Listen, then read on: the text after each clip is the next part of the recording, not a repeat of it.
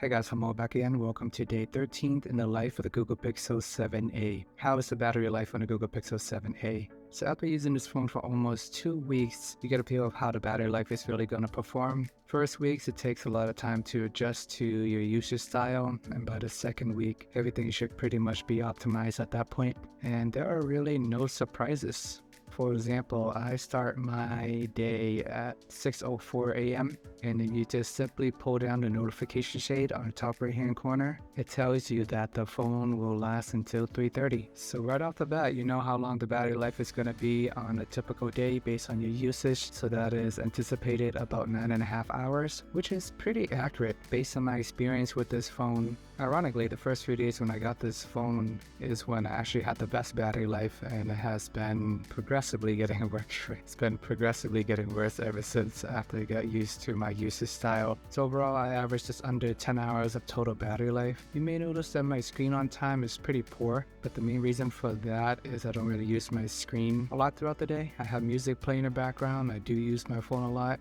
I just simply do not have the screen on playing YouTube all day. And part of it, I think the screen on time calculation is just a bit off based on what Google is providing. Because on day 10, when I purposely chose to have games and YouTube on the whole day, for some reason, when I went and checked the battery life, it said I only had about 2 to 3 hours of screen on time. So I had to do my own math there, and I calculated close to 6 hours and 45 minutes of screen on time. Those screen time are a little bit wonky. I'm just more concerned about the total battery life. Even on that heavy usage day, I still average close to 9 hours of battery life. So regardless of using my phone a lot or not, I get about the same battery life either way, which is kind of odd. But compared to the Galaxy S23, on a normal day, I get anywhere from 12 to 13 hours. And on days where I barely even touch it, sometimes even lasting over a day. So you do see some of the differences there between the $500 Google Pixel 7a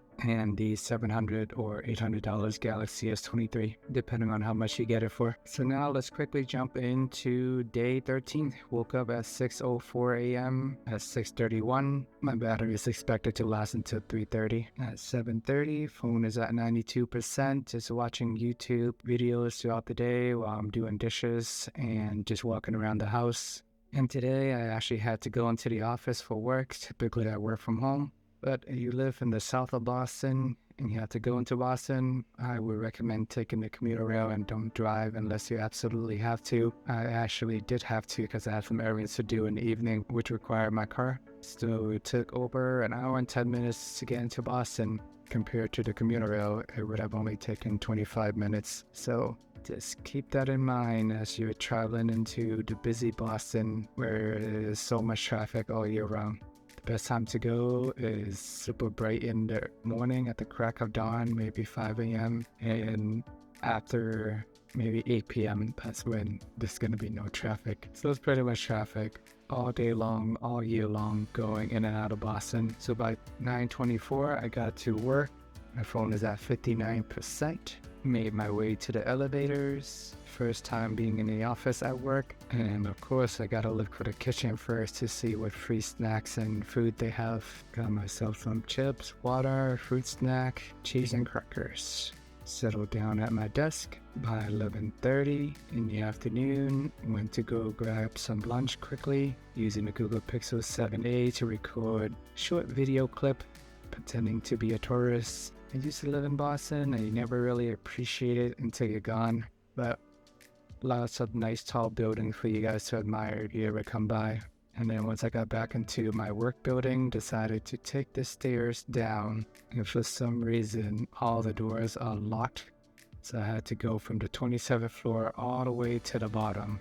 And once I made it to the bottom, the only way out is the emergency exit. And when I opened this door, the alarm is gonna ring for the whole building. So I had to backtrack and found another door that led to a gym. Luckily, I was able to get this one to open and make my way back in the building. But first day in the office, and it is quite an adventure to say the least. The evening, made my way back to the car and came back home.